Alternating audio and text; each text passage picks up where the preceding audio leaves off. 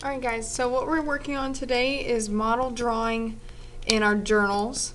So the model drawing is going to be based off of some of these problems that you're going to see in the Unit 2 tests that are coming up. And a lot of this deals with our, our order of operations and kind of how we're going about solving the equation whenever we see it. But also, how do we read something like this and be able to put it into an equation to where we can solve for it? Okay, so what we're going to do is dig through the question, or the statement really, and figure out, how do we pull that information out and put it into a model or put it into an equation. Okay, so what we're going to do first is read through. Number 1, Jeremy's goal is to read 345 pages of his book over a 3-day period. If he reads 142 pages on Monday and 115 pages on Tuesday, how many pages will Jeremy need to read on Wednesday to reach his goal? So, what we're going to do here first is make a model. So, what I want you to do is kind of draw a little box. And this is where we're going to basically divide things up to see, for a better idea or picture of what it's going to look like. The first thing I did was I wrote down the fact that we have it's a 3-day period that we're going to be reading, and then what the total was. So on the first day, it was Monday. He read how many pages? Well, it says that he read 142. Okay, now let's look at 115 days. That was on Tuesday. So that was the second day, 115. Okay, now we're going to look at Wednesday. That is our final day because it's a 3-day period. Monday, Tuesday, Wednesday. All right, how many pages will he need to read this day in order to get 345 pages total? Okay, this is the goal. Now, I put a question mark here, but one thing I want you to know is that you're going to start seeing things pop up like letters, like a P or an X, a D. All of these letters are just variables. So a variable, and I'll write that over to the side, a variable represents a number. Represents a number. Okay? So in this case, a number is missing here, but I need something to kind of go off of. So what I'm going to put there is a P for pages. Okay? P for pages. And, if you're dealing with apples, you could put an A. If you're dealing with cards, you could put a C. A lot of the times we just kind of stick to whatever that is. If we don't have an idea, we could put X. But in this case, we're going to do P for pages. All right, so that's just me kind of putting my information down on the page so that I can really see what I'm looking at. For the model drawing, we're going to divide up our model into 3 sections, and that's going to represent our Monday, our Tuesday, and our Wednesday. Okay? And just like kind of like a race, where if you start here, you're kind of starting at 0, and you go all the way over, and this is the finish line. Our finish line, or our goal, was 345 pages. So what we're going to do is write in how many pages we got on Monday, which was 142, how many pages we got on Tuesday, which was 115, and then we're going to put P for pages because we don't know how many just yet. So I, in class, asked, how do you go about solving this? Well, we know that we're missing something here. To make it easier on ourselves, let's add these two up.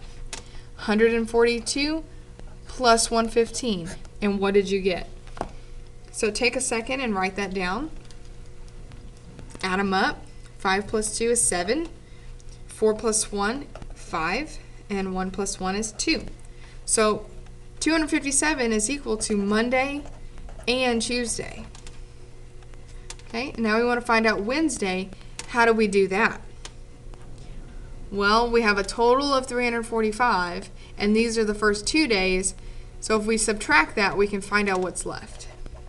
So I'm going to take 345, which is my total, and subtract 257, which is Monday and Tuesday. Okay, so take a second and subtract these two numbers. Can't take 5 from 7, I have to borrow. So 15 minus 7 gives me 8. I cannot take 3 from 5, I have to borrow. That gives me 2. So 13 minus 5 is going to give me 8, and then 2 minus 2 will give me 0. So 88 is my P. 88 is my total for Wednesday, which is whatever is left over. Okay, so that is how I went about solving that as a model. And I'm going to write that for you as a model. Okay, as an equation, how we would go about writing that is pretty much just taking all of this information here and writing it into an equation. You can see it here. 142 plus 115 plus P is equal to 345. That's exactly what we just did. It's that simple. 142 plus 115 plus P is equal to 345. Okay? So when you see something like this, you need to be thinking of it in these terms, to where you would just add all this up, and then you'd have this P left over. What would you have to do to solve that? And in that case, you would subtract. You're doing the opposite of what's happening here. Okay, so that's number 1. Now let's look at number 2. All right, so number 2 says that Sasha picked six baskets of apples, and she put 10 apples in each basket. Then she divided the baskets of apples evenly among 3 people. How many apples did Sarah give each of the 3 people? Okay, so the big thing here is how many did she give each of the 3 people? Okay, so what we need to do is go with a model. I think that would be the easiest. Okay, so now ask yourself, how many things do I have to divide up into? They tell me I get 6 baskets and I have 10 apples in each one. So I'm thinking it would be a really good idea to go with, the 6 baskets and separate this into 6. Okay, so I have 1 basket, 2 baskets, 3, 4, 5, 6 baskets total. That's what my B's are going to stand for, the baskets. How many do I have in each basket? They tell me that putting 10 apples, she put 10 apples in each one. So I'm going to put 10 in each. Okay. So I have 1, 2, 3, 4, 5, 6 total baskets, 10 in each basket. So 10 times 6 is equal to 60 total apples. That's how many I have total. Okay? And if you feel like you need to draw this as circles, that's fine too.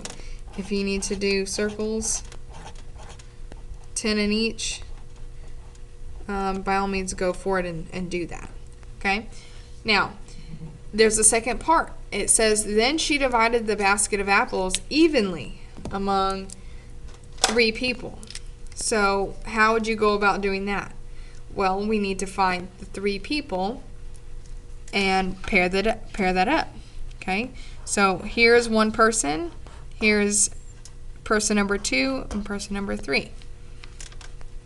So this is person number 1, person number 2, person number 3. How many did they each get? Well, they got 10 and 10, so that would be 20 a person. Okay? Now over here on this model, if you wanted to circle, well, that's person 1, person 2, person 3. They each get the 20 apples, or 10 in each basket. All right? So that's kind of how the model would go. So based on this, how many people or based on the 3 people, how much did each person get? Well, they got 20. Okay, and from here we can go and we can put it into an equation. Okay, so what would we need to write here? So earlier today I heard 20 plus 20 plus 20. But in this case, I want you to write the equation based on what they're asking you to find. How many apples did Sasha give each of the 3 people? Okay, she took the 6 baskets, so 6. She put 10 in each basket, so that in that case we're multiplying those numbers. So we took our 6 and we multiplied it by the 10, and then we divided into 3 people.